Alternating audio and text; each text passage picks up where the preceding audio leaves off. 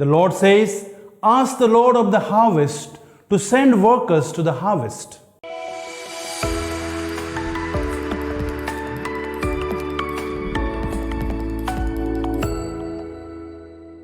My dear brothers and sisters, Jesus gives a travel tips for the 72 elders as walking witnesses on their first mission trip in the Gospel. While all the synoptic Gospels mention a mission of the 12, only Luke adds a second mission of the 72. When we go through the pages of the Bible, Moses in the Old Testament selected the 72 elders to guide and govern his people. Hence, in today's Gospel, Luke shows us that Jesus doing something similar, sending out in pairs 72 other disciples to towns and villages to announce his visit. In this way, Jesus connects his messianic mission with the whole of Israel's history, in which 72 had become a symbolic number.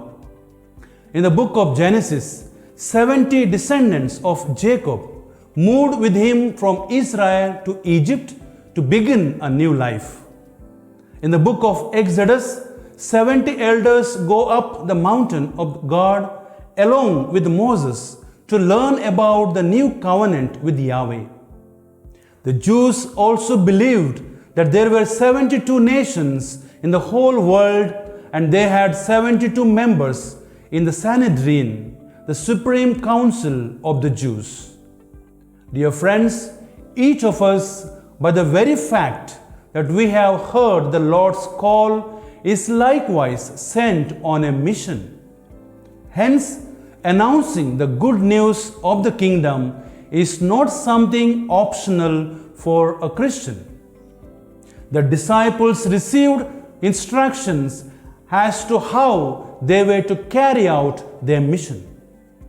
The basic idea behind the instruction of Jesus is that his disciples were sent as walking witnesses by relying on the hospitality of others, practicing the spirit of poverty, living simple lives, preaching the good news and healing the sick.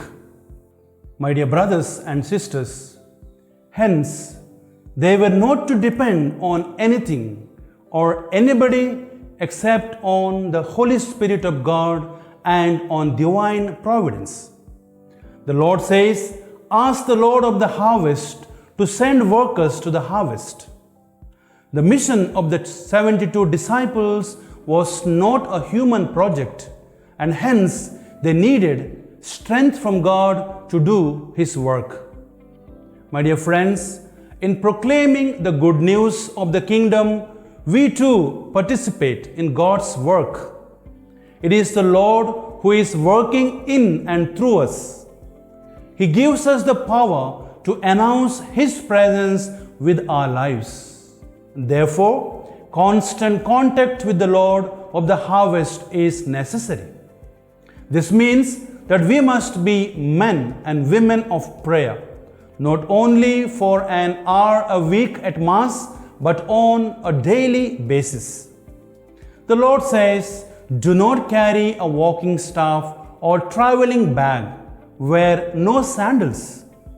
In Jesus' day, travelers carried a stick as a defense against snakes and wild animals, and used sandals as an aid in traveling along dusty roads and rocky byways. Likewise, a change of clothing as well as food and drink were thought necessary, but Jesus forbade all these. His command was that the disciples should give up even these necessities so as to be both a living act of faith in God and walking signs to those who saw them. The disciples were only armed with their faith and the name of Jesus. They needed nothing more. Their detachment from material goods would enable them to uphold the absolute priority of preaching the good news. They did not need a staff or provisions because God would take care of them through the people to whom they were to preach. The spirit of detachment would also help them to trust more deeply in divine providence and would oblige them to rely humbly on the hospitality of those who were receptive to the gospel.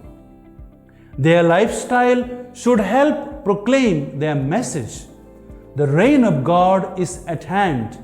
In other words, God is among you as Jesus of Nazareth working with power.